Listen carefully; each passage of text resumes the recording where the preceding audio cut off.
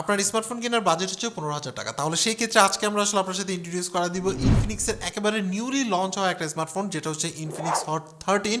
Actually এই 13-এর মধ্যে কী আছে না আছে এবং এই প্রাইস রেঞ্জে এই ফোনটা আপনার জন্য কেমন হবে, আদৌ এটা আসলে এই প্রাইস রেঞ্জে বেস্ট কিনা, টোটাল ডিটেলস নিয়ে আজকের ভিডিওটি। এছাড়াও এই ভিডিওটি যদি আপনি প্রথম থেকে শেষ পর্যন্ত দেখেন তাহলে সেই ক্ষেত্রেও আপনিও জিতে নিতে পারেন এই স্মার্টফোনটি। সো চলুন শুরু করে আজকের ভিডিও। সো এই হচ্ছে আমাদের কাঙ্ক্ষিত মোবাইলটি। ইনফিনিক্স শুধুমাত্র আমাদের কাছে মোবাইলটাই সেন্ড করছে। এই ক্ষেত্রে আউট অফ দ্য বক্সে আপনি কিন্তু 33 ওয়াটের ফাস্ট চার্জার পেয়ে যাবেন। সো আপনাকে আলাদা করে চার্জার কিনতে হবে না। অ্যাট ফার্স্ট যদি ফার্স্ট লুকের কথা বলি তাহলে সেই ক্ষেত্রে আমার কাছে মনে হচ্ছে যে এটা দেখতে কিন্তু একটা প্রিমিয়াম ক্যাটাগরির ফোন, যেমন হচ্ছিল আইফোনের কিছুটা সিমিলারিটি আসে পিছনের সাইডটা, মানে বিশেষ করে ক্যামেরা সাইডটাতে। এছাড়াও লুকটা কিন্তু আসলে একটু ইউনিক ডিজাইন আমার কাছে মনে হয়েছে এবং হ্যান্ডফিলটা কিন্তু আসলে মোটামুটি ভালো। সো এই ক্ষেত্রে ব্যাক সাইডে কিন্তু আপনার একটু গ্লাস গ্লাস মনে হলেও বাট এটা কিন্তু হচ্ছিল পুরোটাই প্লাস্টিক বিল্ড অ্যান্ড ফ্রেমটাও কিন্তু আসলে প্লাস্টিক বিল। সো এবার যদি আসে হচ্ছে পোর্ট অ্যান্ড বাটনের ক্ষেত্রে, তাহলে সেই ক্ষেত্রে আপনি এই সাইডের মধ্যে পেয়ে যাচ্ছেন হচ্ছে ভলিউম আপ ডাউন বাটন, দেন পাচ্ছেন হচ্ছিল ফিঙ্গারপ্রিন্ট সেন্সর অ্যান্ড হচ্ছে প্রেসেবল বাটন, মানে পাওয়ার বাটন আর কি।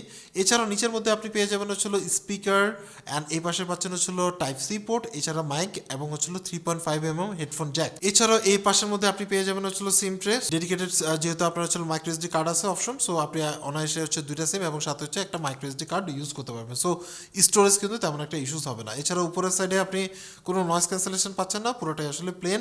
এর মধ্যে ইউজ করা হচ্ছে 6.78 ইঞ্চের আপনার হচ্ছে 90 হার্টজের full HD plus display. So এই ক্ষেত্রে আপনি আসলে মোটামুটি কালার অ্যাকুরেসি পাবেন এবং আপনি যদি মিডিয়া কনজিউম করেন তাহলে সেই ক্ষেত্রে আমার কাছে মনে হয় না কোনো প্রকার আপনার হচ্ছে কমপ্লেইন থাকবে। সো আমাদের কাছে যে ভেরিয়েন্টটি আছে সেটার ক্ষেত্রে আপনি পাবেন হচ্ছিল 4GB 128GB, মানে 4GB র্যাম এবং 128GB ভেরিয়েন্টটা। এছাড়া আপনি আরও একটা ভেরিয়েন্ট পাবেন, সেটা হচ্ছে 8GB 128GB। 4GBর ক্ষেত্রে আপনি চাইলে এখান থেকে ভার্চুয়ালি আপনার আরও 4GB বাড়া নিতে পারেন, যেটা তেমন একটা কাজের না, বাট অরিজিনালি আপনি 4GB এবং 128GB ভেরিয়েন্ট পাচ্ছেন। এবং ওএস হিসেবে থাকতেছে হচ্ছিল অ্যান্ড্রয়েড 13 এবং সাথে হচ্ছিল XOS আপনার হচ্ছিল 12.6। সো মোটামুটি একটা বেটার স্মুথনেস আপনার হচ্ছিল এক্সপিরিয়েন্স পাবেন। এই ক্ষেত্রে আমার কাছে যেটা মনে হয় মোটামুটি আপনি হচ্ছিল ক্লিন একটা লুক পাবেন এবং দেখা গেছে যে ডে টু ডে কিন্তু তাদের যে ইউআইটা আছে সেটা কিন্তু মোটামুটি আপনার হচ্ছে বেটার হচ্ছে আমার কাছে যেটা মনে হচ্ছে। এই ক্ষেত্রে ডেলি টাস্কিং বলেন বা আপনি হচ্ছে মাল্টিটাস্কিংয়ের কথা যদি বলতে চাই তাহলে সেই ক্ষেত্রে আমরা কিন্তু তেমন কোনো প্রবলেম ফেস করি নেই, বিকজ অফ হচ্ছে এর মধ্যে ইউজ করা হচ্ছে Helio G88 প্রসেসর, যেটা একটা মোটামুটি গেমিং প্রসেসর বলা যায়। এই গেমিং প্রসেসর থাকার কারণে আপনি দেখা গেছে যে ডেলি টাস্কিংয়ে যত ধরনের কাজ আছে, যেটা হচ্ছে আপনার ব্রাউজিং হতে পারে বা সেটা হচ্ছে আপনার টুকটাক অফিস ওয়ার্ক হতে পারে।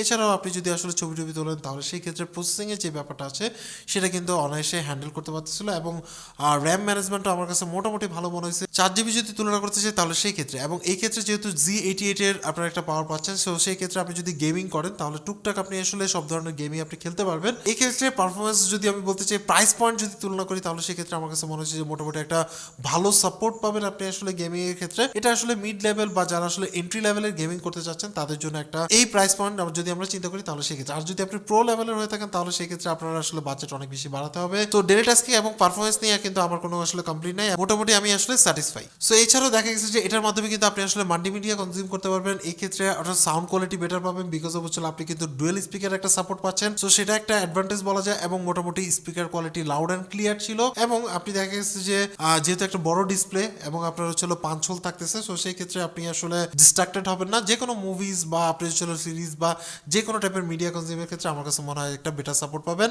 এবং মজার কথা হচ্ছে যেহেতু 3.5mm হেডফোন জ্যাকের সাপোর্ট থাকতেছে, সো এটা কিন্তু একটা এক্সট্রা অ্যাডভান্টেজ ফর গেমার এবং হচ্ছে মাল্টিমিডিয়া যারা কনজিউম করেন তাদের জন্য। সো এবার হচ্ছে ক্যামেরার ক্ষেত্রে এর যে ফ্রন্ট ক্যামেরা আছে সেটা হচ্ছে 8 মেগাপিক্সেলের সেলফি ক্যামেরা এবং পিছনের মধ্যে আপনি পাচ্ছেন হচ্ছিল ডুয়েল ক্যামেরা সেটআপ। দেখতে তিনটা ক্যামেরা মনে হলো, এর মধ্যে যে মেইন ক্যামেরাটা আছে সেটা হচ্ছে 50 মেগাপিক্সেলের ক্যামেরা।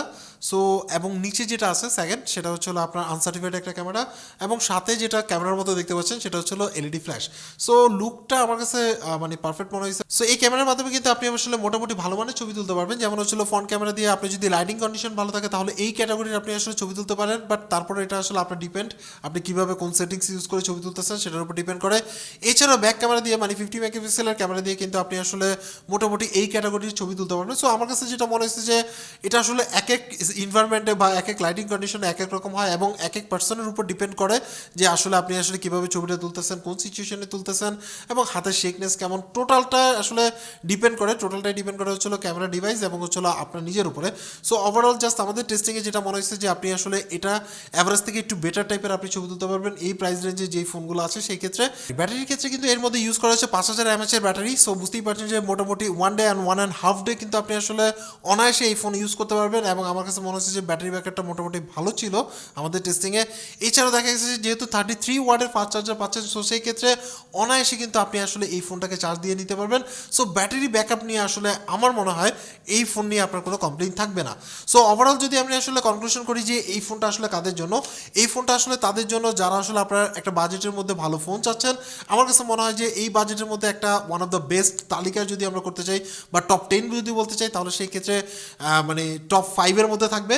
সো অনায়াসে আপনি চাইলে এটাকে কনসিডার করতে পারেন। সো ভিডিও শুরুতে বলেছিলাম যে এই ফোনটি কিন্তু আপনিও জিতে নিতে পারেন। এখন কথা হচ্ছে যে এই ফোনটি আপনি কিভাবে জিতবেন। এই ক্ষেত্রে আপনাকে যেতে হবে ইনফিনিক্সে তাদের যে অফিসিয়াল শোরুমগুলো আছে বা অফিসিয়াল যে শপগুলো আছে সেখানে যাবেন। যাওয়ার পরে এই ফোন নিয়ে আপনি স্মাইল করে আপনি একটা পিকচার তুলবেন, মানে তাদের যে ব্যাকড্রপ আছে সেই ব্যাকড্রপ ইউজ করে পিকচার তুলবেন এবং সেটা আসলে সোশ্যাল মিডিয়াতে আপলোড করবেন। হ্যাশট্যাগ হিসেবে ইউজ করবেন ইউর পোজ ইউর স্মাইল, এই জিনিসটা ইউজ করবেন, করে আপনি পোস্ট করবেন, আপনি জিতে নিতে পারবেন এই ফোনটি। সো এই ক্ষেত্রে টোটাল যে ইনফরমেশনগুলো আছে বা ডিটেলস আছে সেই ইনফরমেশন ভিডিও ডিসক্রিপশনে থাকলো, সেখান থেকে আপনি দেখে নিতে পারেন। সো এবার হচ্ছে এর প্রাইস হচ্ছিল আপনি যদি 4GB 128GB ভেরিয়েন্টে আপনি পারচেস করেন তাহলে সেই ক্ষেত্রে আপনার কিনতে হবে হচ্ছিল 14,999 টাকা। এটা ডে টু ডে চেঞ্জ হতে পারে।